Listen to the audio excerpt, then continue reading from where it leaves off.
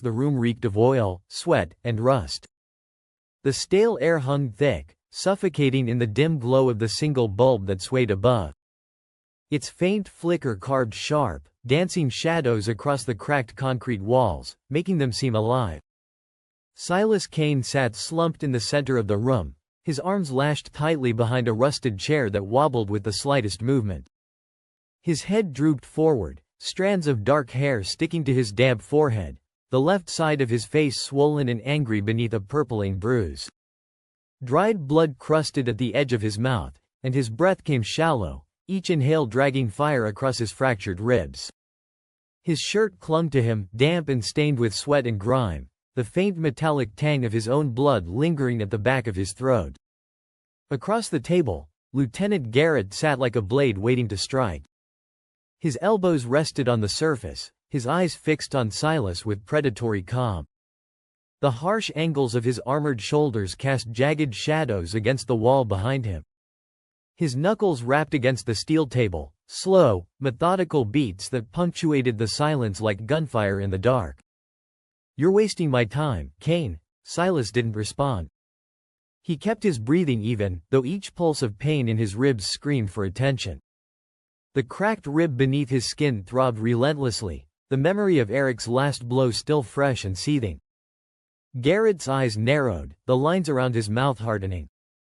"You were coming from White City's direction. Nobody survives out there by accident." Silas slowly lifted his head just enough to meet Garrett's stare with his good eye, the other swollen shut beneath a darkening bruise. His expression betrayed nothing, flat, cold, unreadable. In the corner, Eric shifted restlessly, leaning against the wall with his rifle slung lazily across his back. The younger guard's eyes flicked between Garrett and Silas, filled with the jittery energy of someone itching for action. "He's playing us. Let me loosen him up."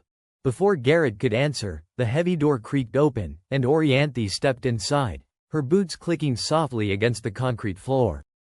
She was tall, with lean muscle beneath fitted armor, and a quiet authority that made the room feel colder. Her hair, tied back in a tight braid, glinted silver at the edges despite her youth. "Still at it, Eric?" she asked, her voice smooth but edged like tempered steel. "I told you to hold off until I got here." Eric's grin faded slightly. "We were just warming him up." Orianthi crossed the room in measured steps, standing between Garrett and Silas. Her sharp eyes scanned Silas, lingering on the bruises blooming across his ribs and the blood trickling down his chin. "He's not going anywhere," she said, coolly. "No point breaking him to pieces if we still need answers." Garrett gave a small nod but didn't look pleased. "You know how this works, Ori. Men like him don't crack with words alone." She met his gaze without blinking.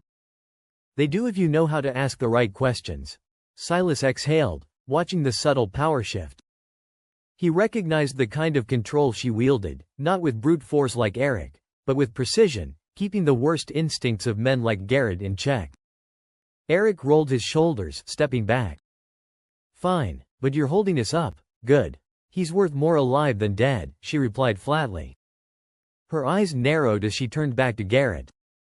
"Or do you want to explain to the boss why Kane's a corpse before we know if he's a spy?" Garrett's mouth twisted into a scowl, but he relented with a sigh. "We'll do it your way. For now." Eric lingered by the wall, flexing his fingers. "We could use the serum," he suggested, his voice light but edged with something darker. "No man keeps secrets after a dose of that." Garrett shook his head.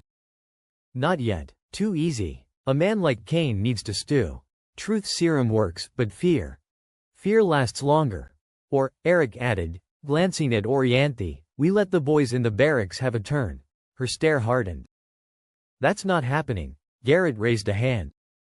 "I said not yet. He's no use to us if he's broken beyond repair. Give him 3 days. No food, no water." Orianthi gave Silas a final glance, and for a fleeting second, he thought he saw something beneath the steel mask. A flicker of empathy, quickly buried. 3 days without food is a long time, Orianthi said, her tone quieter now. "A man can lose his mind before he loses his tongue. I've seen it happen." Garrett leaned back in his chair, eyes narrowing. "You worried about him, or about what he might know?" Orianthi's expression didn't waver. I'm worried about wasting resources. We can't afford to ruin what might be valuable. Eric laughed under his breath. Soft spot, huh? You're wasting breath, Ori. Her gaze flicked to Eric, freezing him in place. I'm wasting nothing, but you might be wasting Kane's life with your heavy hands. If he dies, I'll make sure the boss knows why. Silas closed his eyes, listening to the faint hum of tension that filled the room. Even in pain, he could tell, Orianthi's word carried weight, more than Eric's bravado or Garrett's need for control. She wasn't just a guard. She was the one keeping them all from slipping too far. The door groaned as Eric retrieved his rifle, casting one last glance over his shoulder.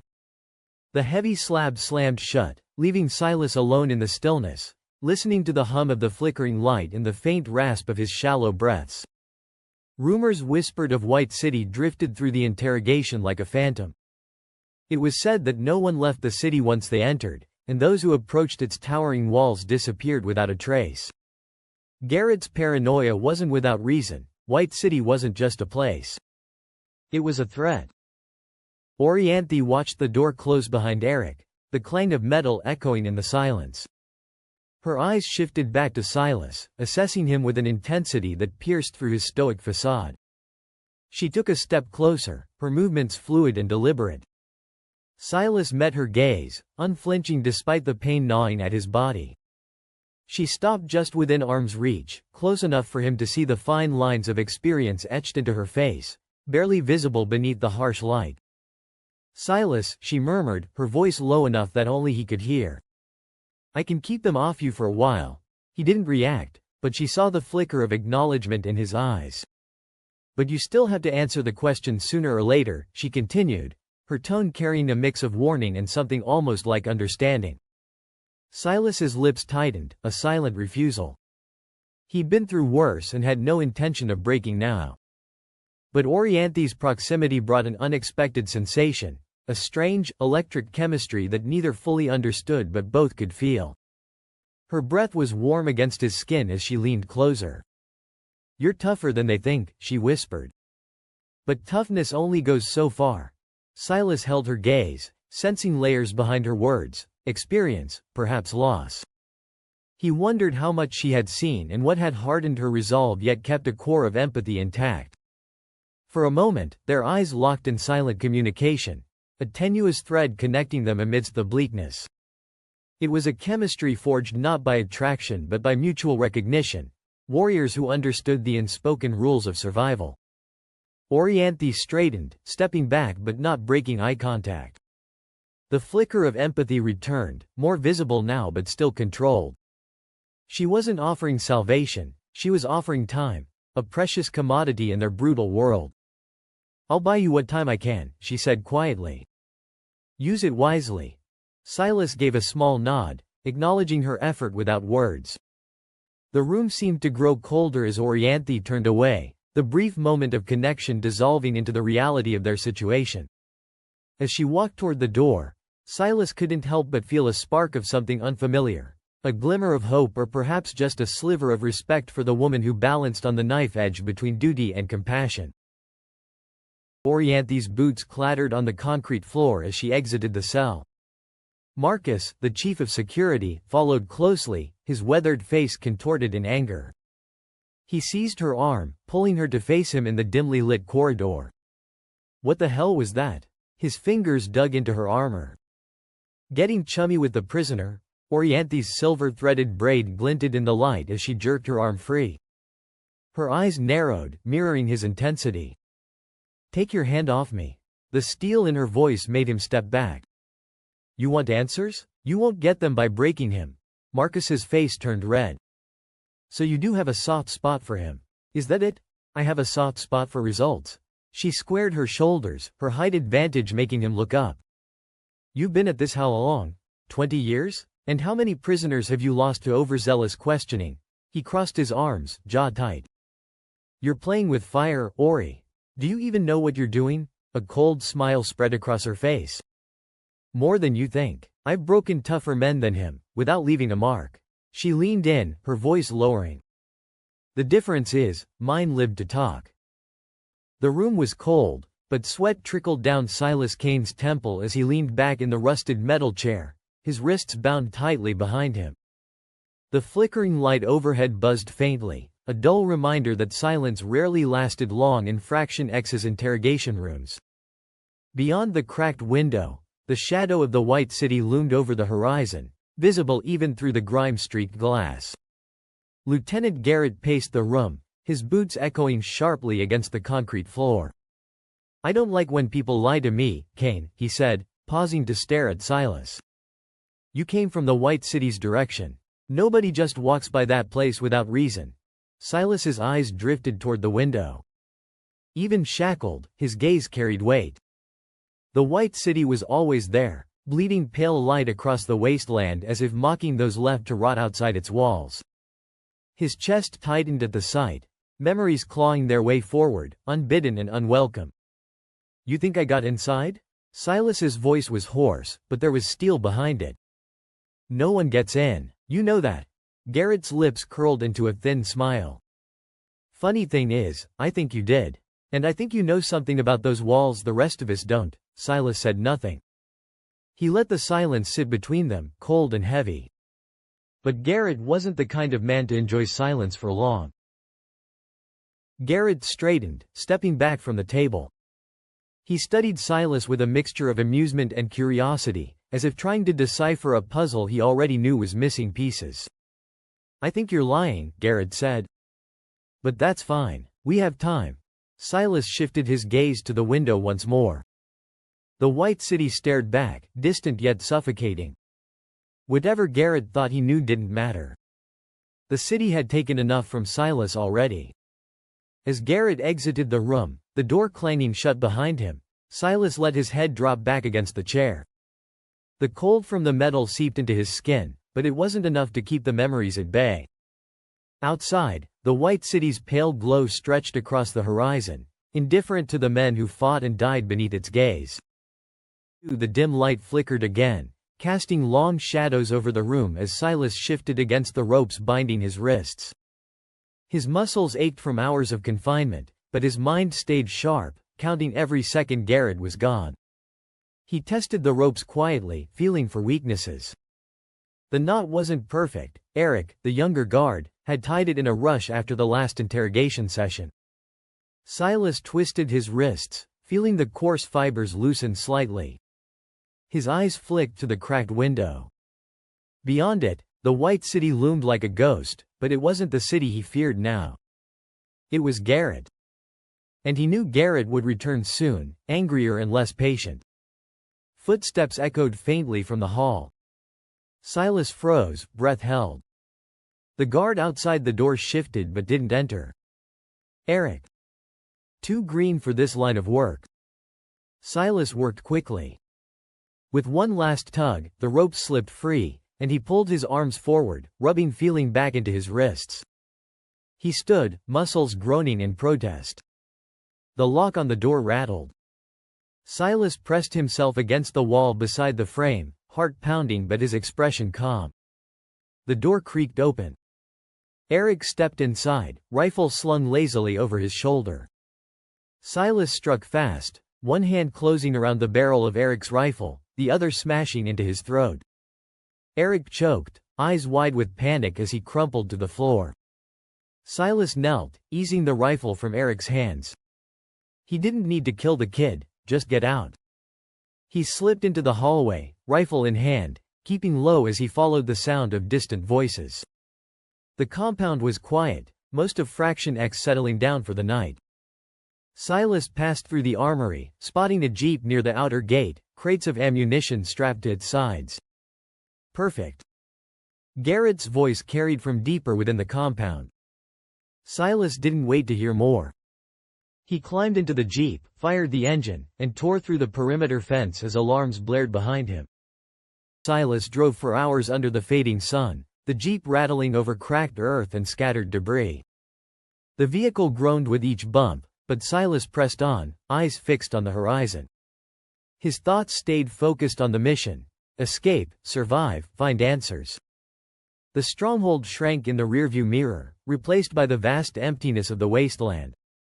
Wind whipped dust into swirling clouds, and silence fell heavy, broken only by the Jeep's engine and the crunch of gravel beneath its tires.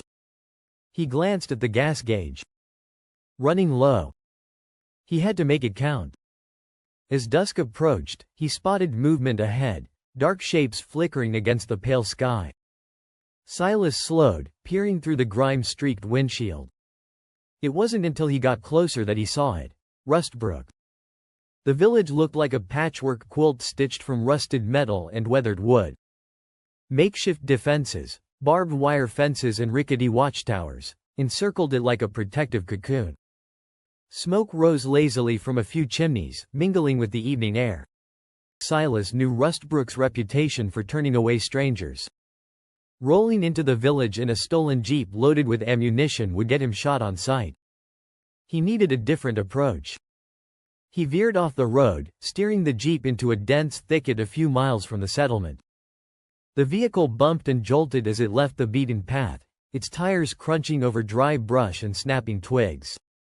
Silas parked in the shade of a massive, gnarled tree. He killed the engine and climbed out, muscles aching from the long drive. The smell of gasoline mingled with the earthy scent of dried leaves and sunbaked soil. He grabbed an armful of brush and began covering the jeep, working quickly but meticulously. Dry branches scratched at his arms, but he ignored them, focused on concealing his presence. He made sure to hide the crates of ammunition particularly well. If anyone stumbled upon the jeep, he lingered for a moment, tightening the strap of his rifle. With a glance toward Rustbrook's gates shimmering in the distance, Silas began the walk into town, footsteps crunching softly over the barren soil. The landscape stretched out before him, a wasteland of dry grass and scattered debris. Every step felt like a test of his endurance, each one a reminder of his need to stay alert. The rifle's weight on his back was a constant companion, both reassuring and burdening. As he neared the outskirts, he slowed his pace. Makeshift defenses became clearer. Rusted barbed wire strung between metal poles, scrap metal barriers cobbled together with skill born of necessity. Silas noted the watchtowers, 3 in total, each manned by a vigilant guard scanning the horizon. They didn't miss much in this place. Silas approached with measured caution, hands visible and empty to avoid any misunderstandings. He felt eyes on him long before he reached shouting distance of the gate. "Halt!" a voice called from above. "State your business." Silas stopped and raised his hand slightly. "Looking for refuge," he called back, voice steady despite the tension knotting in his gut. A pause followed, filled with the low hum of wind through metal and distant murmurs from within the village. Finally, another voice chimed in, a woman this time. "Name?" "Silas Kane." The guards exchanged glances before one disappeared from view. Silas could hear muffled conversation but couldn't make out any words. The waiting felt like another interrogation room, only without the walls pressing in. Minutes passed before the gate creaked open just enough to allow one person through. A figure stepped out, tall, lean, wearing a patchwork uniform that had seen better days. "You come unarmed?" the woman asked, her eyes sharp beneath a cap that shadowed her face. Silas nodded and unstrapped his rifle, setting it down slowly on the ground in front of him. "No trouble," he said simply. She glanced at it but didn't pick it up. "We'll see about that," she replied before motioning for him to follow her inside. As Silas walked through the gate, he took in Rustbrook's interior. Narrow dirt paths winding between huts and shacks constructed from scavenged materials. People moved about their tasks with wary glances toward him. Strangers were always a gamble here. "Wait here," she ordered when they reached a small clearing near what looked like a central meeting area. Silas obeyed, standing still as villagers cast curious but guarded looks his way. His senses stayed sharp, cataloging exits and potential threats even as he waited for whatever judgment Rustbrook would pass on him next. Silas remained still, eyes scanning his surroundings. Villagers continued their work, some casting furtive glances his way. He could feel their curiosity and unease. An outsider represented uncertainty, possibly danger. Minutes ticked by.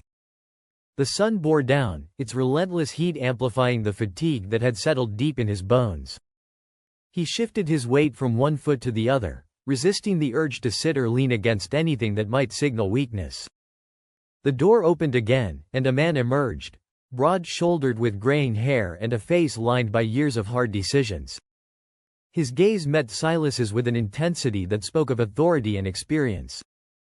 "Name's Tomas," he introduced himself, voice gruff but measured. "I run things around here." Silas nodded in acknowledgement. "Silas Kane." Tomas looked him over, assessing more than just the surface details. "Heard you're seeking refuge," he said finally. "That's right. And what brings you to our gates?" Silas considered his response carefully. "Needed a place to lay low," he answered truthfully enough without giving away more than necessary. Tomas studied him for another moment before nodding slightly. "We'll see about that," he said, echoing the woman's earlier words.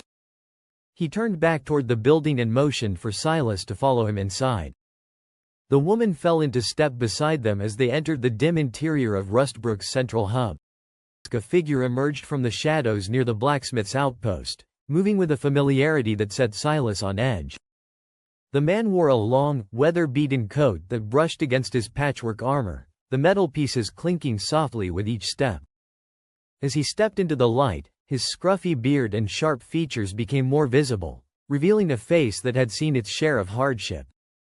His eyes, cold and calculating, scanned the surroundings with a predator's gaze, assessing every detail with ruthless efficiency. He carried himself with the confidence of someone who knew the territory well, a fact that made Silas's muscles tense as he prepared for whatever might come next. Silas remained stoic, his eyes darting around the village, taking in every detail of Rustbrook's layout and defenses. The villagers eyed him with a mix of curiosity and suspicion, their movements cautious but determined. Silas's eyes narrowed as the man in the coat approached.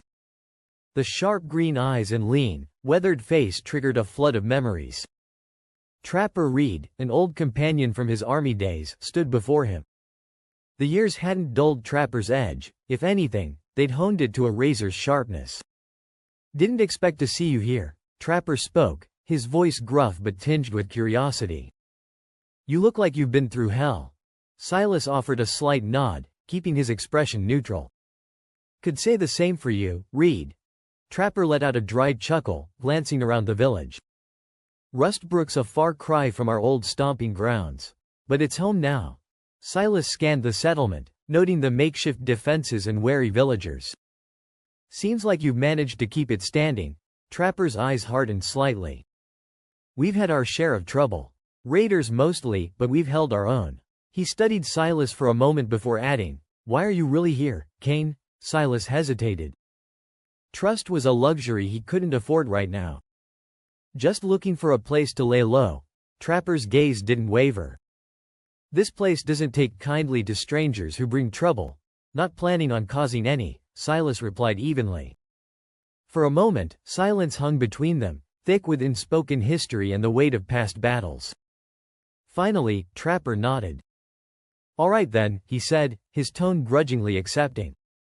"Tomas will have final say on whether you stay or go. But if you're here to stir up anything—" "I'm not," Silas interrupted, meeting Trapper's gaze head-on. Another beat of silence passed before Trapper turned and motioned for Silas to follow him inside the main building where Tomas waited. As they walked side by side, Silas couldn't help but recall the countless missions they'd survived together, each one cementing a bond forged in fire and blood. But he kept those memories buried deep. This was not the time for sentimentality. Inside the main building, Tomas looked up from his maps as they entered. His gaze shifted from Trapper to Silas with an appraising look. "Tomas," Trapper began without preamble, "this is Silas Kane. We served together back in the day." Tomas raised an eyebrow but said nothing, waiting for further explanation. "He needs a place to stay," Trapper continued. "I vouch for him." Tomas's expression remained guarded as he addressed Silas directly. "You'll have to earn your keep here like everyone else." "Understood," Silas replied simply. The village leader nodded once before turning back to his maps, signaling the end of their audience. As Silas followed Trapper out of the building, He couldn't shake the feeling that fate had thrown them together again for a reason. Though what that reason might be remained as murky as ever in this harsh new world they inhabited. The two men moved through the village, Trapper leading the way with a purposeful stride. Silas kept pace, his senses on high alert as they navigated the narrow pathways lined with makeshift homes and watchful eyes. Rustbrook was a patchwork of survival, a testament to the resilience of its people. Wooden barricades, reinforced with scavenged metal, stood as a first line of defense against the dangers of the wasteland. As they approached a larger structure at the center of the village, Silas noted the heightened security, guards armed with an array of weapons, their expressions hard and unyielding. Trapper exchanged brief nods with them before pushing open the heavy wooden door. Inside, the air was cooler, dimly lit by flickering lanterns.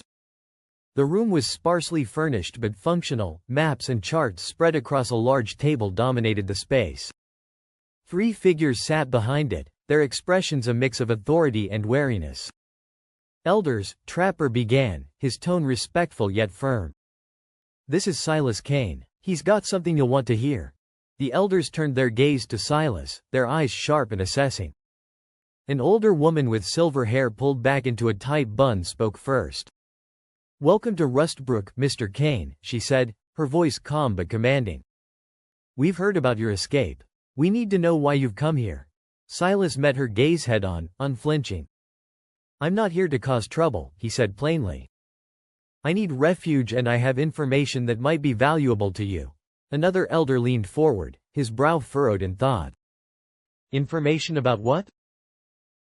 The elder next to her, a man with a deeply lined face and piercing blue eyes, leaned forward slightly. "Information about what?" he asked, his tone skeptical yet intrigued. Silas took a breath, choosing his words carefully. "The White City," he said simply. "I've been there. I know its defenses." A murmur ran through the room as the elders exchanged glances. The mention of the White City held weight, a name that carried both hope and dread in equal measure. "Go on," the silver-haired elder urged, her eyes narrowing slightly as she studied Silas. The third elder, a stout man with a thick beard and wary eyes, finally spoke up. "Why should we trust you?" he asked bluntly. "For all we know, you could be leading trouble right to our doorstep." Trapper shifted beside Silas, his expression unreadable. Silas glanced at him briefly before turning back to the elders. "I understand your caution," Silas said calmly. "But I have no reason to harm this village. I just need a place to lay low for a while." He paused, letting his words sink in. Silence settled over the room as the elders deliberated silently amongst themselves. The weight of their decision hung heavy in the air. Silas stepped forward, his voice calm but firm. "Fraction X is growing bolder. I barely escaped with my life. If they come this way, Rustbrook needs to be ready." The room fell silent, the weight of his words settling like dust in the air. The elders exchanged wary glances, the gravity of the situation evident on their faces. The silver-haired elder's eyes narrowed, scrutinizing Silas. "Fraction X? We've heard rumors, but nothing concrete. What makes you so certain they'll come here?" Silas held her gaze, unflinching. "They're expanding their territory, pushing further every day. They want control, resources, anything they can get their hands on." He paused, letting the urgency seep into his tone. "Rustbrook's isolation won't protect you forever." The bearded elder leaned back in his chair, fingers tapping rhythmically on the table. "You expect us to take your word for it?" Silas nodded. "I've seen their camps, their numbers. They're not just scavengers anymore. They're organized and armed to the teeth." Trapper Reed shifted beside him, arms crossed as he listened intently. "He's right," Trapper finally said, his voice carrying a note of reluctant agreement. "I've seen signs of increased activity near the outskirts." The silver-haired elder glanced at Trapper before turning her attention back to Silas. "What do you propose?" "Fortify your defenses," Silas replied without hesitation. "Train your people for combat if you haven't already. Set up patrols and watch for any unusual activity." The blue-eyed elder spoke up, skepticism lacing his tone. "And what's in it for you?" Silas met his gaze evenly. "I need a place to lay low and regroup," he said simply. If Rustbrook falls, I'm back out in the wasteland with no allies and nowhere to go. The elders fell into a hushed conversation amongst themselves, weighing Silas's words carefully. The atmosphere in the room was tense, each moment stretching longer than the last. Finally, the silver-haired elder turned to Trapper. "Ensure our defenses are reinforced immediately," she instructed. Trapper nodded and looked at Silas with a newfound respect in his eyes. "You'll have a place here," she continued, her voice resolute but cautious. "But we'll be watching you closely." Silas inclined his head in acknowledgement, understanding the unspoken trust he would need to earn. One of the elders, an older woman with sharp eyes, leaned forward. "And why would they come here? Because I escaped with more than just my life. I took their supplies and their pride. They'll want it back." The sharp-eyed elder's expression hardened, her gaze piercing through Silas. "You brought trouble to our doorstep." Silas met her eyes steadily. "Trouble was coming whether I led it here or not. But now you have a chance to prepare." The room buzzed with murmurs of concern and distrust. The silver-haired elder raised a hand to silence them, focusing on Silas. "What exactly did you take?" "Food, weapons, ammunition," Silas listed off. "Enough to slow them down, but not stop them. And their pride?" The bearded elder's voice was a low rumble. Silas's jaw tightened as he remembered the chaos of his escape.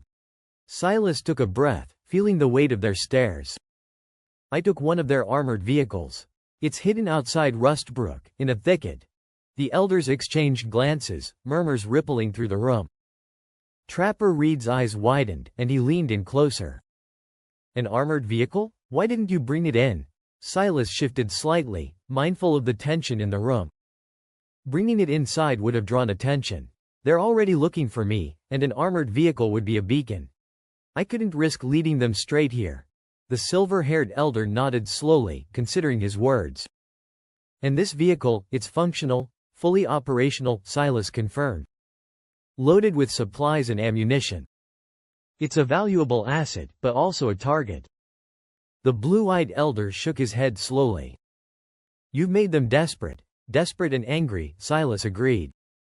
"But also reckless." The silver-haired elder stood, her movements deliberate and calm despite the rising anxiety in the room. She looked around at her fellow elders before addressing Silas once more. "We'll fortify as you suggested and prepare for the worst." She turned to Trapper Reed. "Double the patrols and ensure every able-bodied villager is armed and ready." Trapper nodded, his face set in grim determination. The elders sat in thoughtful silence, the weight of Silas's words settling over the dimly lit hall.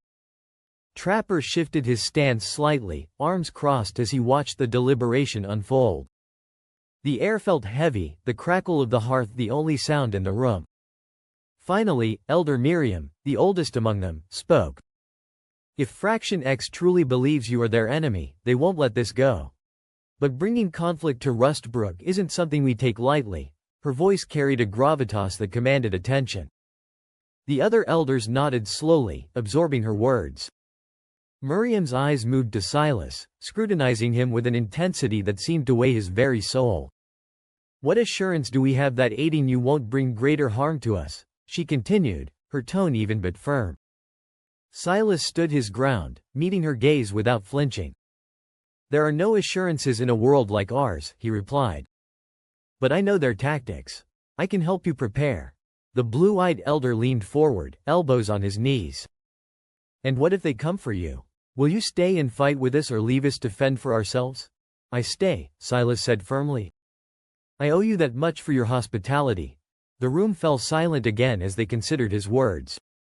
The bearded elder broke the quiet with a deep sigh. "We've survived this long by staying out of larger conflicts. This could change everything." Elder Miriam nodded slowly, her eyes never leaving Silas's face.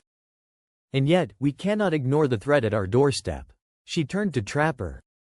"You trust him?" Trapper uncrossed his arms and stepped forward. "I've known Silas a long time. He's a man of his word." Miriam considered this before speaking again. "Very well. We will prepare as if war is upon us." She addressed the room, her voice carrying authority and resolve.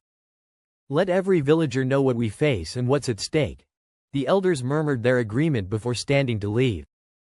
Elder Miriam looked back at Silas one last time. You have our trust for now, but remember our deal. Silas nodded solemnly as he watched them file out of the hall, the crackling hearth casting long shadows on the walls. Trapper clapped a hand on Silas's shoulder once they were alone. Let's get started. With that, the elders dismissed him, and Trapper led him out of the hall. As they walked through Rustbrook, the villagers watched them with a mixture of curiosity and suspicion. Trapper stopped outside a small cabin at the village's edge. This will be your place for now, he said. Silas glanced around before stepping inside, appreciating the modest shelter from the harshness of the wasteland. You've stirred things up, Trapper commented as he leaned against the doorframe. It was necessary, Silas replied simply. Trapper nodded slowly before turning to leave. Rest while you can. Tomorrow we start preparations. Silas watched him go before settling onto a rough-hewn cot in the corner of the cabin, exhaustion weighing heavy on his shoulders. For now, Rustbrook offered a momentary respite from the chaos that hunted him, but he knew it wouldn't last forever. The morning light filtered through the thin curtains of the cabin, casting a soft glow on Silas's worn face. He stretched, feeling the stiffness in his muscles from the night before. The respite had been brief but necessary. He knew today would bring new challenges. Silas made his way to the central meeting hall, where he found Elder Miriam already engaged in conversation with a few villagers. Her silver hair caught the sunlight, giving her an almost ethereal presence. She noticed him approaching and excused herself from the group. Silas, she greeted, her voice steady and composed. I trust you slept well. Well enough, Silas replied, cutting straight to the point. We need to retrieve the jeep and the supplies before someone else finds them. Miriam's brow furrowed slightly. Is it truly that urgent? We've only just begun preparations here. It is, Silas insisted, his tone leaving no room for doubt. The jeep is loaded with ammunition and other supplies that could make a significant difference in our defenses. If it falls into the wrong hands. Miriam nodded slowly, absorbing his words. Where did you leave it? In a thicket near Rustbrook's outskirts, Silas explained. Hidden under brush, but it won't stay hidden forever. She turned to one of the villagers nearby, a burly man with a stern expression. Gather a small team. We'll retrieve the jeep and its contents. The man nodded and hurried off to assemble a group. Miriam turned back to Silas, her eyes sharp with determination. I'll need 4 men. Trapper for recon, 2 guards to cover our flanks, and 1 on overwatch. Miriam glanced at Trapper. You willing? Trapper chuckled, a rough sound that echoed in the quiet hall. I'd like to see how much trouble Silas has gotten himself into this time. Count me in. Miriam turned to the other elders, her gaze sharp and decisive.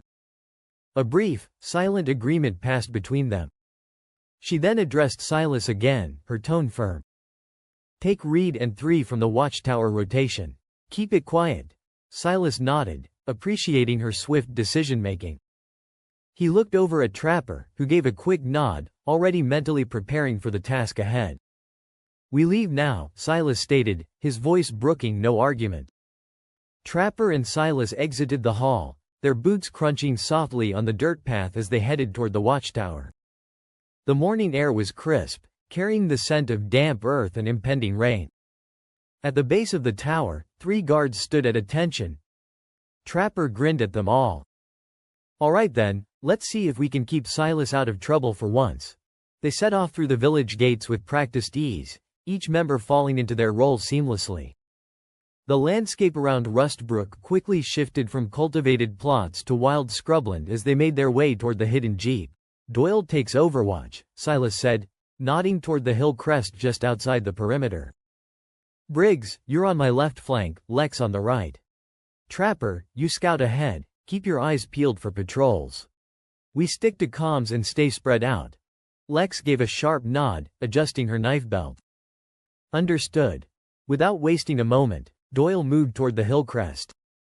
His heavy repeater slung over his shoulder, he climbed with practiced ease until he found a vantage point that allowed him to oversee their position and the surrounding area. From there, he settled in, eyes scanning for any signs of movement. Briggs took his position on Silas's left flank, his movements quick and efficient.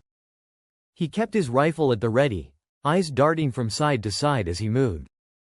The tension in his posture betrayed his readiness for any sudden threat. Lex slid into position on Silas's right flank. Silas smirked but stayed silent, his eyes flicking between his team. He reached into his pocket and pulled out a handful of walkie-talkies, scavenged from the village stockpile. He distributed them, each member taking one with a nod of understanding. "Stay quiet unless you have eyes on something," Silas instructed, his voice a whisper carried by the wind. Briggs secured his walkie-talkie to his belt and checked his rifle's magazine. "Copy that." Lex tested her walkie-talkie's volume, ensuring it was low enough not to give away their position. She then settled into her stance, knife at the ready. Trapper gave Silas a nod before moving ahead, his steps almost silent on the rough terrain. His eyes scanned the scrubland, searching for any signs of movement or danger. Silas took a deep breath, feeling the familiar weight of responsibility settle on his shoulders. This mission had to go smoothly, Rustbrook depended on it.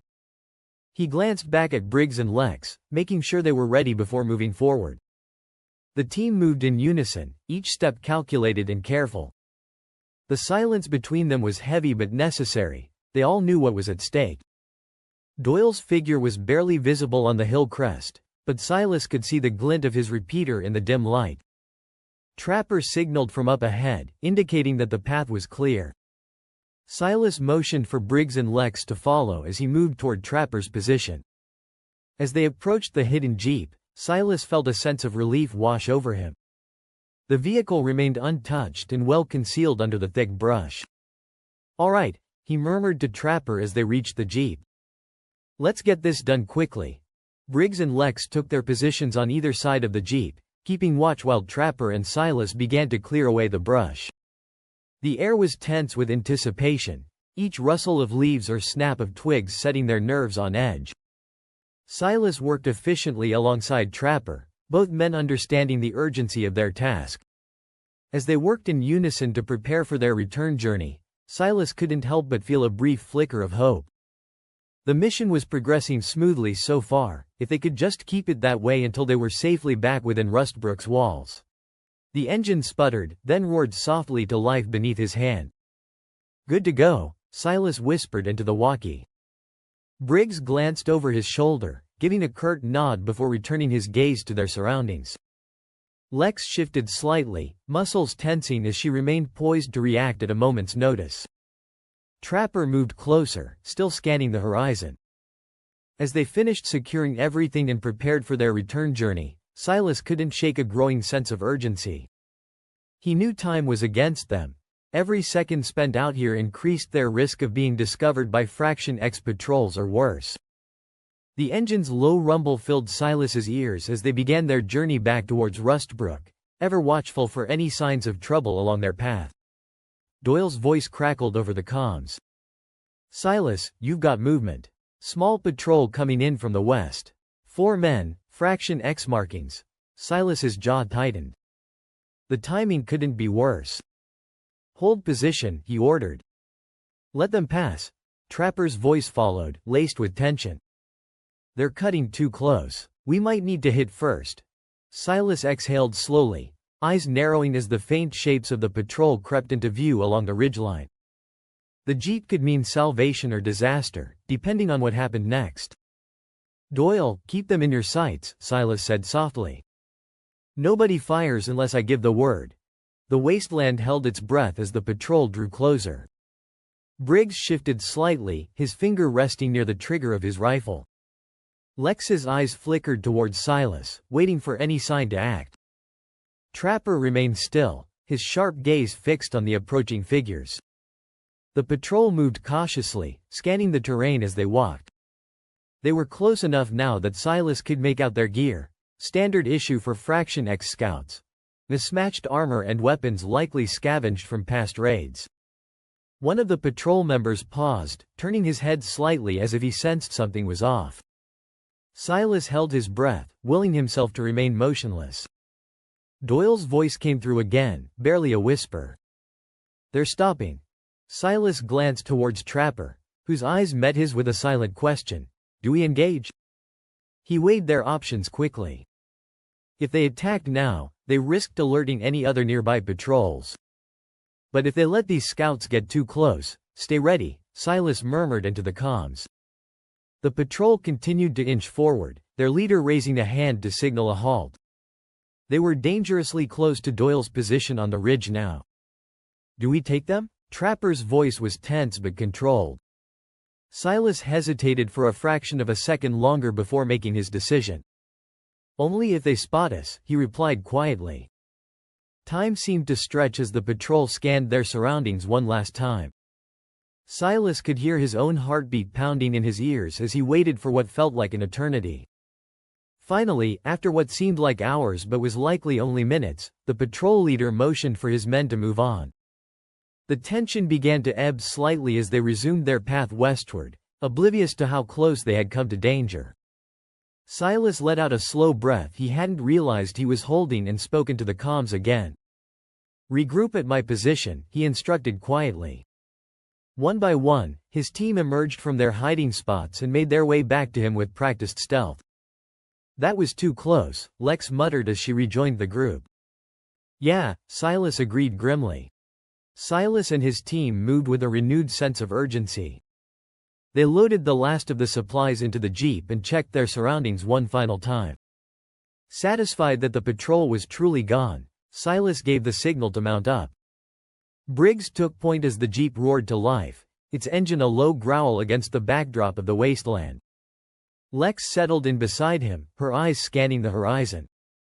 Trapper and Doyle took up positions in the back, weapons at the ready. Silas gripped the wheel, focusing on getting them back to Rustbrook without incident. The journey back was tense but uneventful.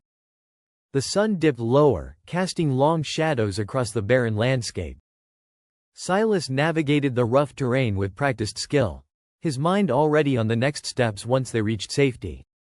As they neared Rustbrook, Silas spotted movement along the fortified perimeter. The villagers were already on high alert, having been warned of potential danger by Miriam and the elders.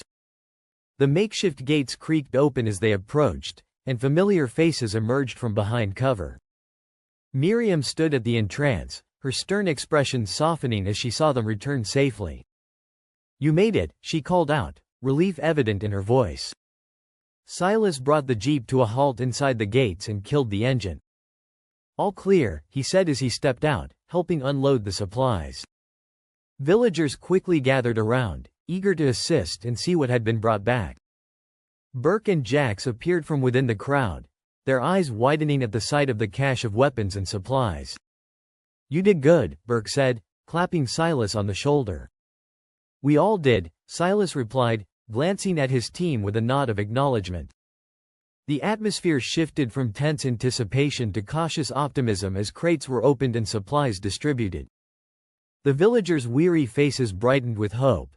Every piece of equipment meant another layer of defense against whatever threats loomed beyond their walls. Miriam approached Silas with a rare smile. This will make a big difference, she said softly.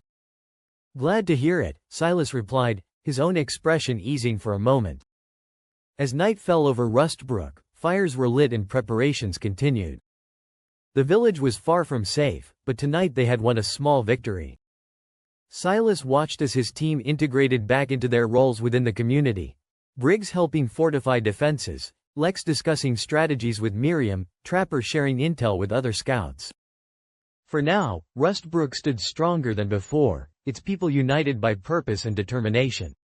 In the dimly lit encampment of Fraction X, the air hung heavy with the scent of antiseptic and the low murmurs of wounded soldiers. The aftermath of Silas Kane's escape left a palpable tension among the ranks. Makeshift tents lined the perimeter, each one housing those who bore the marks of the recent conflict.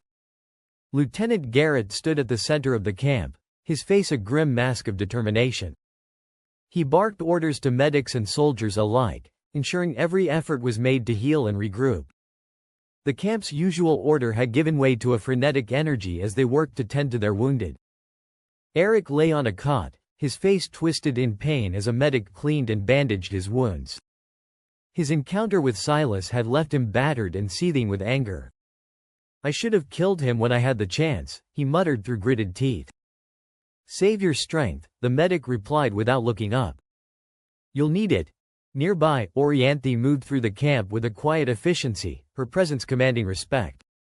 She stopped at Eric's side, her eyes narrowing as she took in his condition.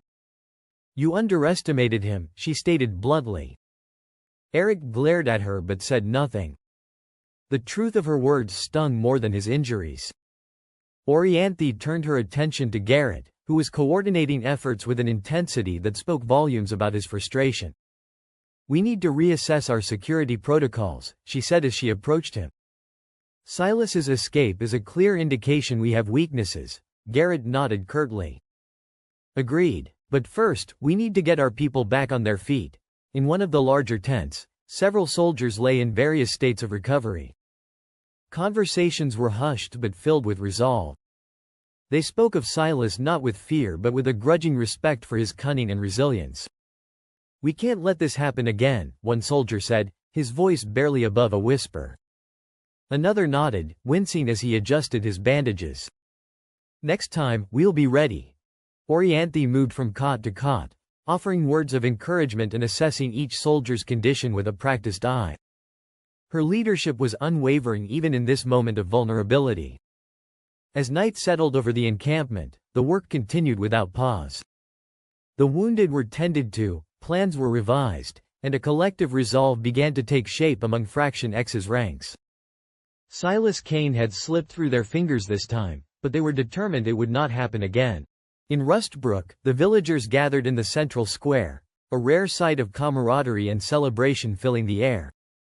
Torches flickered in the twilight, casting warm glows over the rough-hewn tables laden with simple yet hearty fare. The scent of roasted meat mingled with the earthy aroma of freshly baked bread, while laughter and the clinking of tin cups echoed through the makeshift village. Silas Kane stood near one of the tables, his rugged appearance softened by the welcoming atmosphere. His eyes scanned the gathering, noting how different Rustbrook seemed in this light. Gone were the wary glances and tight-lipped suspicion. Instead, faces now wore expressions of gratitude and cautious relief. Trapper Reed approached Silas, a broad smile on his face. "Looks like we did good, Kane. Folks here are real thankful." Silas nodded, a rare smile tugging at his lips. It was a team effort. Miriam, one of the village elders, raised her cup and called for attention. The conversations died down as all eyes turned to her. "Tonight, we celebrate not just our survival but our unity," she began. "We owe a great deal to Silas Kane and his team for their bravery and skill." A cheer erupted from the crowd, followed by a chorus of raised cups. Silas inclined his head slightly in acknowledgement. "Silas," Miriam continued, gesturing for him to step forward, "would you say a few words?" He hesitated for a moment before stepping into the circle of light cast by the torches. His voice was steady as he spoke. "I'm honored to stand here among you all. What we accomplished wasn't just about supplies or defense, it was about trust and cooperation." He glanced around at the faces watching him. "Rustbrook has shown me that even in times like these, there's still hope." Another round of cheers followed his words. As the evening wore on, Silas found himself moving among the villagers more freely than he had since his arrival. Conversations flowed easily now, no longer burdened by suspicion. Briggs clapped Silas on the back as they passed by one another near the food tables. "Good to see you finally relaxing a bit," Silas chuckled. "Don't get used to it." Lex approached with a grin, holding out a cup filled with some kind of homemade brew. "To successful missions and unexpected allies," she toasted. Silas accepted the drink and clinked cups with her. "To Rustbrook," he replied. The night continued with music played on old instruments and stories shared around small fires. Silas listened intently as villagers recounted tales of their own struggles and victories. For a brief moment in time, Rustbrook felt less like a fortress against an unforgiving world and more like a beacon of resilience and community. And for Silas Kane, that was enough to make this place feel almost like home, even if just for tonight. In Rustbrook, the hum of activity buzzed through the village. Men and women labored at the makeshift defenses, hammering metal plates into place and reinforcing wooden barricades. Watchtowers, cobbled together from salvaged materials, rose above the perimeter, manned by vigilant guards scanning the horizon. Nearby, a group of villagers trained in combat techniques under Trapper Reed's watchful eye. The sound of wooden practice swords clashing echoed across the clearing as Trapper barked instructions. "Keep your guard up, move your feet." He corrected stances and demonstrated maneuvers with practiced ease. Further into the village, others tended to the crops, carefully nurturing what little sustenance they could coax from the barren soil. Bent over rows of vegetables, they worked methodically, their faces lined with determination and hope. Inside the central meeting hall, Silas Kane sat across from Rustbrook's elders. The room was dimly lit by lanterns, casting flickering shadows on the rough walls. Trapper stood nearby, arms crossed as he listened intently. Elder Miriam cleared her throat, drawing everyone's attention. "Silas," she began, her voice steady but grave, "we have more to discuss than just Fraction X." Silas leaned forward slightly, his expression intent. "What is it?" Miriam exchanged a glance with the other elders before continuing. "We've received reports of another force stirring in the region. They're unidentified but have been seen deploying mech patrols." Trapper's eyes narrowed. "Mechs? That's a whole new level of threat." Elder Tomas nodded.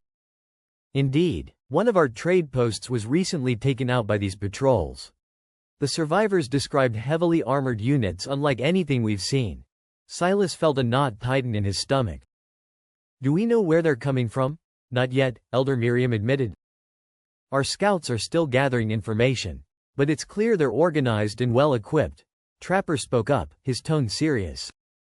"If they've got mechs, they're not just scavengers or raiders. This is something bigger." Silas considered this new information carefully. "We need to prepare for all possibilities," he said finally. "Strengthen our defenses further and train everyone to handle these new threats." The elders nodded in agreement, their faces etched with concern but also resolve. "Silas," Elder Tomas added, "we'll need your expertise more than ever now." Silas met his gaze firmly. "You have it." With that understanding established, they turned their focus to planning and strategy, knowing that Rustbrook's survival depended on their collective strength and vigilance in the face of growing dangers both known and unknown. Silas stood, nodding to the elders. "All right, let's get to work.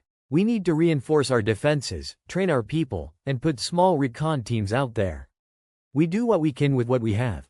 Trapper moved to a large map pinned to the wall, pointing at various locations around Rustbrook. "We've identified several key points that need immediate fortification. We'll start here." He indicated a vulnerable section near the southern perimeter. Elder Miriam added, "And don't forget the northern approach. It's less fortified but equally critical." Silas turned to the gathered villagers. "Everyone who can wield a weapon or help with building defenses needs to be involved. Training starts immediately." Trapper nodded in agreement. "I'll lead the training sessions and organize patrols." As they continued planning, Silas turned back to Elder Miriam. "You mentioned a trading post being attacked. Do you know their locations?" Miriam pointed to a spot on the map several miles from Rustbrook. "Here and here. These posts are vital for our trade routes and supplies." Silas considered the distances and terrain. "We need to send a team to warn them and recruit any able-bodied men they have. We need more manpower and materials." Trapper stepped forward again, his expression determined. "I'll take a team out there myself." Silas placed a hand on Trapper's shoulder, appreciating his readiness.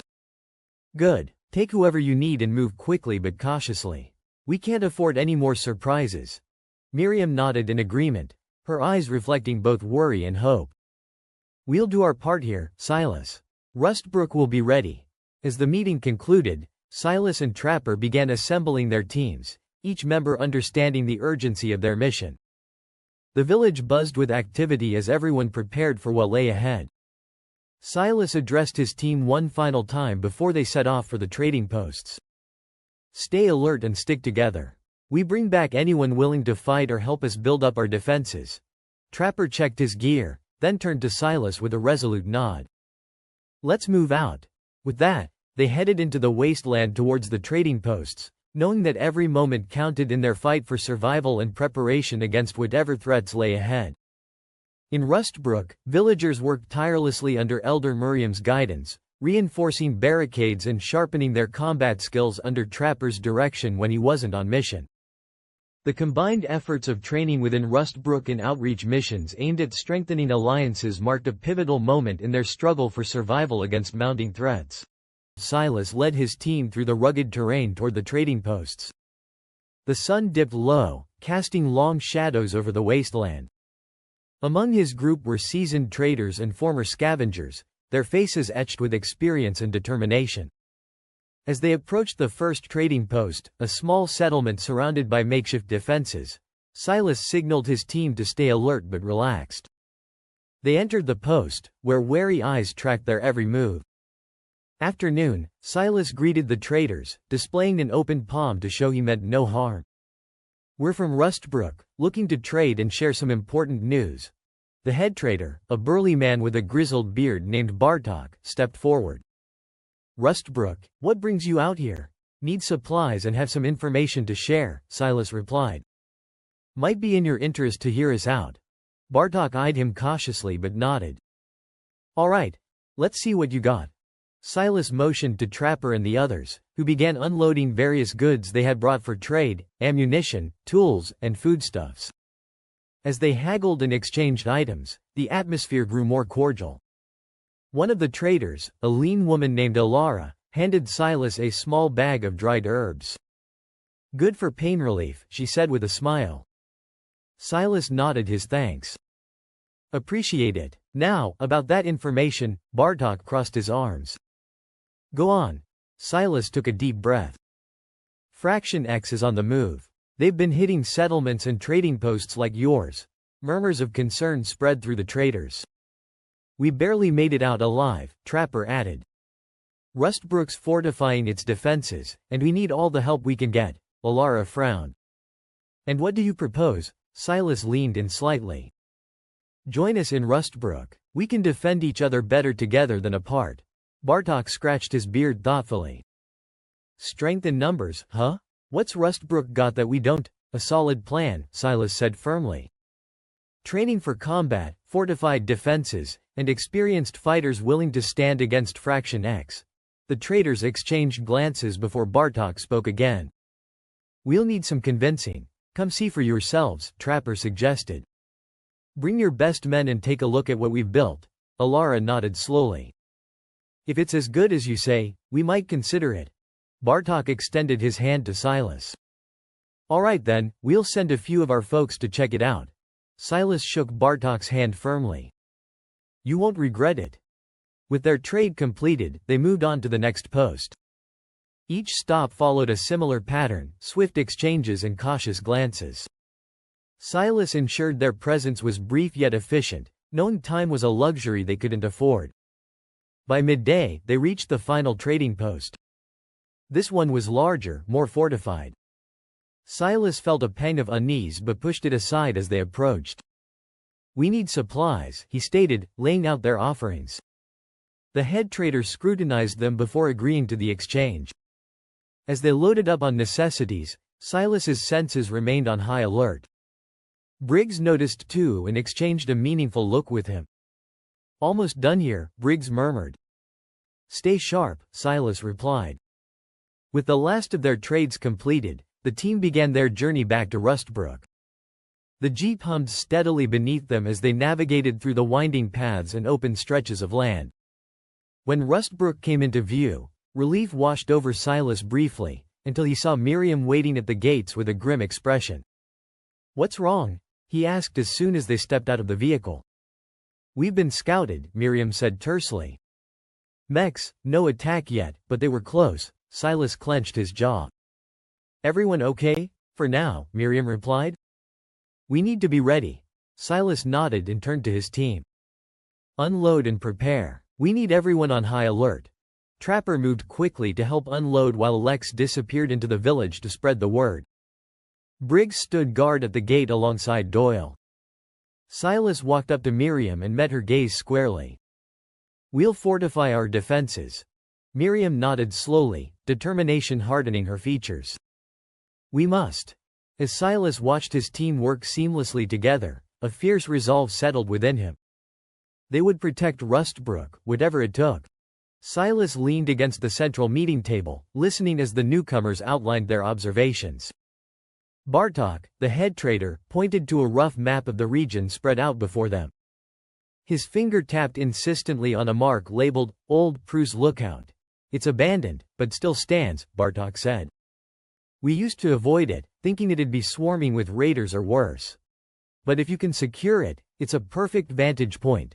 Trapper nodded, a faint smile tugging at his scruffy beard. I know that place. High ground, good sightlines.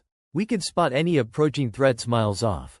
Silas narrowed his eyes, tracing the line from Rustbrook to the Old Prus Lookout with his gaze. Are we sure it's abandoned? He asked, skepticism edging his voice. I've heard some of the old officers might still be holed up there.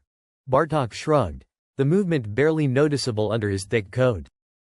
It's possible. We've seen no signs of activity, but then again, we've kept our distance.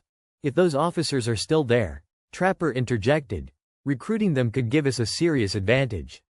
They know the terrain, have combat experience. We could use that. Miriam leaned forward, her silver hair catching the dim light. It's worth investigating, she said. But we need to approach carefully. If they're hostile or allied with Fraction X, it could backfire. Silas nodded in agreement. We'll send a small team. Quiet and fast. If they're friendly, we negotiate. If not, we get out before they can alert anyone. Trapper smirked. I know just the folks for this kind of job. Who do you have in mind? Miriam asked. Briggs and Lex, Trapper replied without hesitation. They're our best scouts. Silent as shadows and quick thinkers. Miriam gave a curt nod. Agreed. But Silas, I want you to lead them. Your experience with the White City and Fraction X makes you the best candidate. Silas didn't argue. He simply nodded and began planning the approach in his mind. Bartok added, if you manage to recruit those officers, we might have a chance to turn the tide against Fraction X's advances. Trapper slapped Silas on the shoulder with a grin that softened his usually gruff demeanor. Guess we're going hunting again. Silas smirked back, though his eyes remained cold and calculating. Let's hope it's a friendly hunt this time. They broke from their huddle, each moving with purpose towards their tasks. Bartok coordinating supplies, Miriam overseeing fortifications, and Trapper rounding up Briggs and Lex. The sense of urgency was palpable as Silas prepared for another trek into uncertainty. But this time, there was a flicker of hope that allies might be found rather than enemies. As Silas strapped on his gear and checked his weapons, he glanced back at Trapper one last time before heading out. Ready, always? Trapper's response was steady as they stepped into the cool evening air together. The path ahead was fraught with risks but potentially rich with rewards. A chance to bolster Rustbrook's defenses with experienced fighters if fortune favored them. Elder Miriam glanced between Silas and Trapper. It's risky, but necessary. We need eyes on every possible approach. Another trader, a wiry woman named Marla, stepped forward. There's more we can do than just lookouts.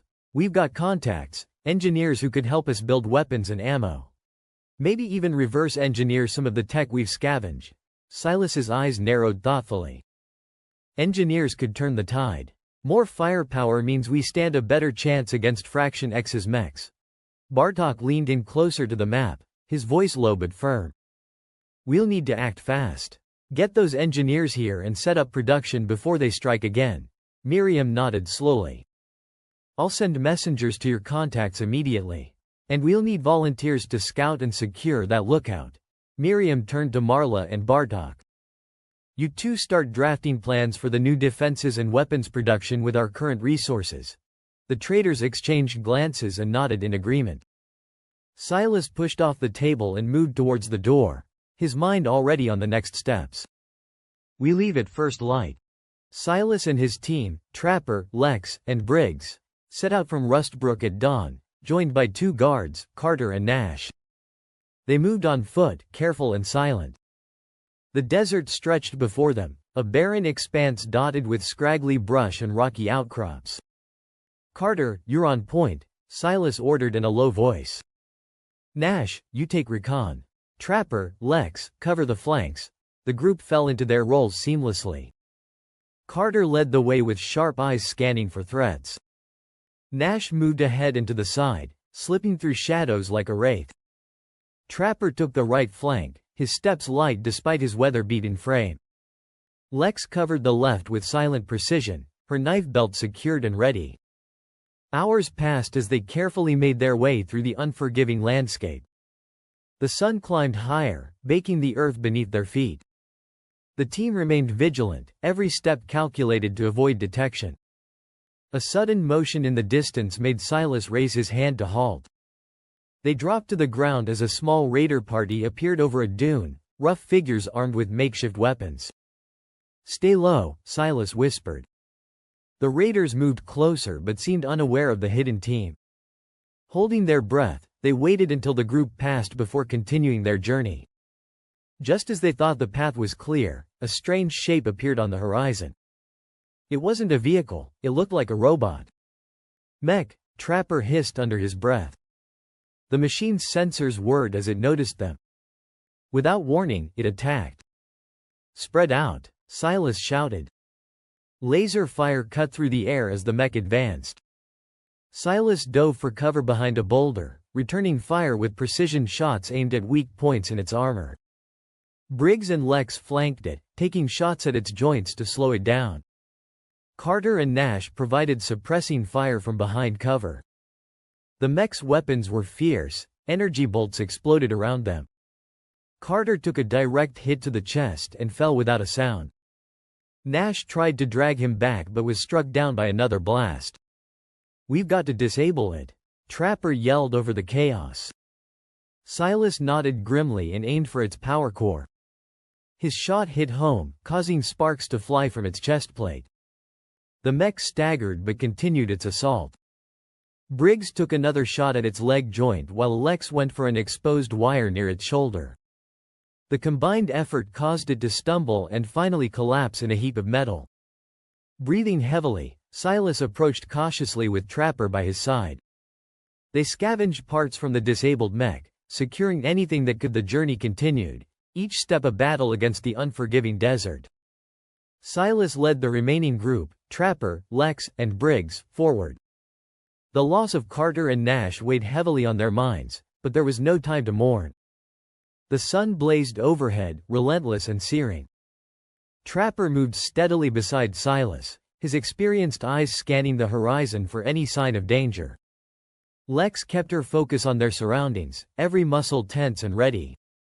Briggs followed close behind, his rifle cradled in his arms as if it were an extension of himself. They trudged through the sand, each step sinking slightly into the hot grains. The air shimmered with heat waves, distorting the landscape and making it difficult to discern shapes in the distance. Their water supplies dwindled rapidly, but they pressed on, driven by the knowledge that turning back was not an option. Hours dragged by in a haze of sweat and determination.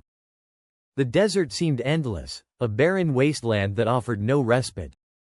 Yet they kept moving, pushing through the exhaustion that threatened to overwhelm them. At last, after what felt like an eternity, they saw it, the faint outlines of the lookout point emerging from the wavering heat. Relief surged through them, giving their tired bodies a much-needed burst of energy. "There it is," Silas said, pointing ahead. "We're almost there." They quickened their pace despite their fatigue. As they approached the outpost, its features became clearer. A structure built for defense with high walls and watchtowers standing sentinel against the harsh desert. Silas signaled for everyone to be on high alert. They didn't know what to expect or what might be waiting for them within those walls. "Stay sharp," Trapper muttered, echoing Silas's thoughts. Lex tightened her grip on her knife belt, The team scanned the outpost, their eyes sharp against the darkening landscape. Silas peered through his binoculars, assessing every shadow and angle. There was no trace of raiders or scavengers, but they remained vigilant. The desert could hide many threats, and complacency would only invite disaster. "Looks clear," Lex whispered, her voice barely audible over the wind. "Still, keep your guard up," Silas replied, lowering his binoculars. Trapper moved closer to the outpost, using the cover of the team. He advanced slowly, every step calculated. Night had fallen, casting long shadows across the sand and cloaking the outpost in darkness. The air cooled slightly, offering a reprieve from the day's relentless heat. As Trapper moved closer, lights suddenly flared to life around the outpost, casting harsh beams that cut through the night. The team's instincts kicked in immediately. They crouched low and drew their weapons, ready for anything. A voice boomed from a speaker mounted on one of the towers. "This is an official national outpost guard. No entry is allowed. Turn back immediately." Trapper froze, recognizing the voice that carried a mix of authority and weariness. He stepped forward cautiously and called out, "Elmet? Is that you?" There was a moment of tense silence before the speaker crackled again. "Trapper? Is it really you?" "It's me," Trapper confirmed, relief evident in his tone. "Hold your position," Elmet ordered. "I'll come down." The lights remained trained on them as they waited, but there was a palpable shift in tension. Silas and the rest of the team exchanged glances, relaxing slightly but keeping their guard up. A figure emerged from the main gate and approached with measured steps. As Elmet drew closer, Trapper's face broke into a rare smile. "It's been a long time," Trapper said. Elmet nodded, his expression a mix of surprise and relief. "Too long. What brings you here?" Trapper clapped Elmet on the shoulder. "We've got trouble, old friend. Fraction X is making moves, and they're not shy about using force." "This is Silas," he said, motioning to the man beside him. "He's the one who got us here in one piece." Elmet nodded at Silas, his eyes scanning over the rest of the team. "And the rest? Briggs, Lex, and Doyle," Trapper introduced each in turn. "They're solid." Elmet's gaze lingered on each member of the team, assessing them with a practiced eye. "Good to meet you all. Now, what's this about Fraction X?" Silas stepped forward, his voice steady. "They're expanding their territory and hitting settlements hard. Rustbrook's in their sights," Elmet frowned. "Rustbrook? That little village beyond the cracked hills?" "That's the one," Trapper confirmed. "We've been working on fortifying it, but we need more hands and supplies." Elmet crossed his arms, considering the situation. "And you came here for?" "We need allies," Silas said plainly. "Rustbrook's defenses are being bolstered, but without support, we won't hold out long if Fraction X comes in full force. We started reinforcing key points around Rustbrook," Trapper added. "Training villagers in combat, setting up patrols. But we can't do it alone." Elmet looked at them for a long moment before nodding slowly. "You know I'll help where I can, but resources are tight here too." Silas inclined his head in acknowledgement. "We understand. Any support you can offer, men, supplies, would make a difference. We'll need to move quickly," Trapper added. "Fraction X won't wait for us to get comfortable." Elmet uncrossed his arms and sighed. "All right then, let's discuss specifics inside." He motioned for them to follow him. As they walked through the gate and into the outpost, Elmet led them to a small command center filled with maps and radio equipment. He pointed to a map pinned on the wall showing Rustbrook's location. "Show me what you've got planned so far," Elmet said. Trapper stepped up and began explaining their strategy for fortifying Rustbrook, pointing out weak spots that needed shoring up and areas where patrols would be most effective. "We've also identified nearby trading posts that can provide additional manpower and supplies," Silas added. Elmet listened intently, occasionally nodding or asking questions for clarification. After several minutes of detailed discussion, Elmet leaned back against a table, arms crossed again but with a look of resolve on his face. "All right, I'll see what we can spare." Elmet nodded as the plans came together. "We'll send a few of our officers back with you to Rustbrook. They'll help with training and fortifying defenses. In return, some of your villagers can stay here to learn from our setup and assist with our own needs." Silas exchanged a look with Trapper, both men nodding in agreement. "Sounds fair," Silas said. Elmet gestured towards a nearby officer. "This is Lieutenant Hawk. He'll lead the team heading to Rustbrook." Hawk stepped forward, his sharp eyes studying Silas and the others. "I've got a squad ready to move out at first light." "Good," Silas replied. "We appreciate the support." Hawk's gaze shifted to the remains of the mech they had brought with them. Is that what took down Carter and Nash? Silas followed his gaze. We've been hearing rumors about these mechs, but seeing one up close, it's something else. Hawk crouched down, examining the mechanical parts with interest. If we can figure out how it works, we might be able to use it against them. Trapper joined them, nodding in agreement. That's what we were thinking too. Any insights you have would be invaluable. Elmet turned back to Silas and Trapper. We'll have our engineers take a closer look at this mech while you're here. Maybe we can learn something useful before sending it back with you. Silas agreed, feeling a glimmer of hope that this collaboration might turn the tide in their favor. Every bit helps, he said. Elmet stood up straight and clapped his hands together. All right then, let's get moving. Hawk, gather your squad and make sure they're ready by dawn. Hawk saluted and left to prepare his team. Elmet turned back to Silas and Trapper, his expression serious but determined. We'll do everything we can to support Rustbrook. And in return, we'll need your help fortifying our defenses here too. Silas extended his hand towards Elmet, sealing their agreement with a firm shake. Rustbrook buzzed with renewed energy. The arrival of new people from the outpost, including Lieutenant Hawk and his team, brought fresh knowledge and strategies. Villagers trained harder, now bolstered by Hawk's tactical drills. Silas watched as a young man practiced a takedown maneuver, noting the precision in his movements. A gentle breeze carried the scent of wildflowers from the surrounding fields, a rare moment of serenity in the wasteland. But the peace felt fragile, as if balanced on a knife's edge. Then, as if nature sensed the impending danger, the sky darkened abruptly.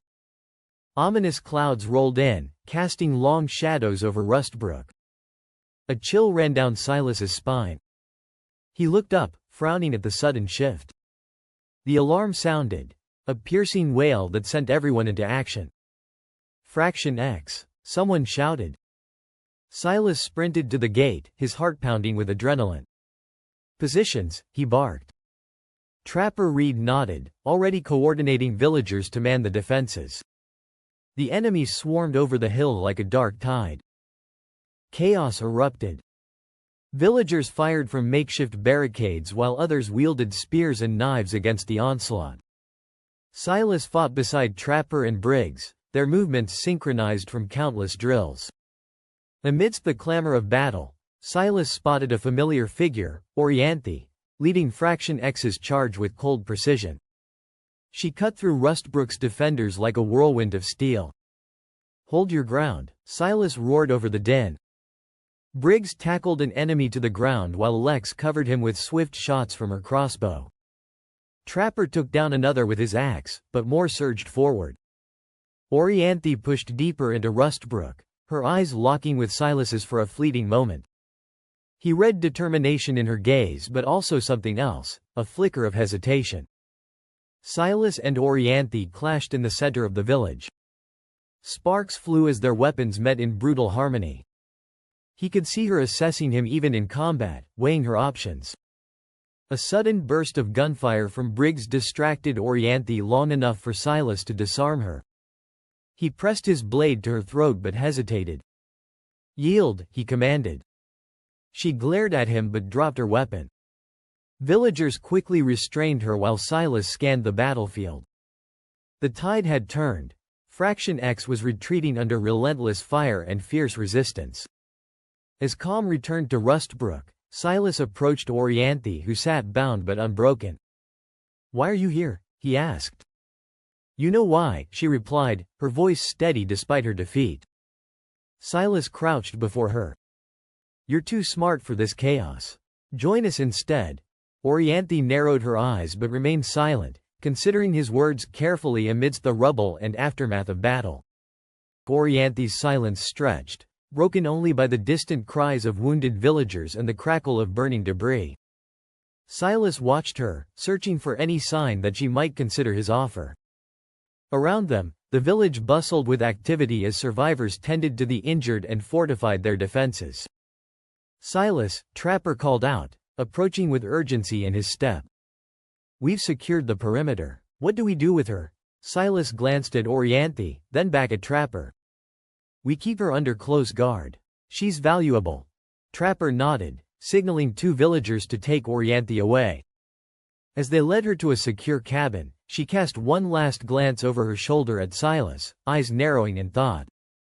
Turning back to the scene, Silas felt a mix of exhaustion and relief wash over him.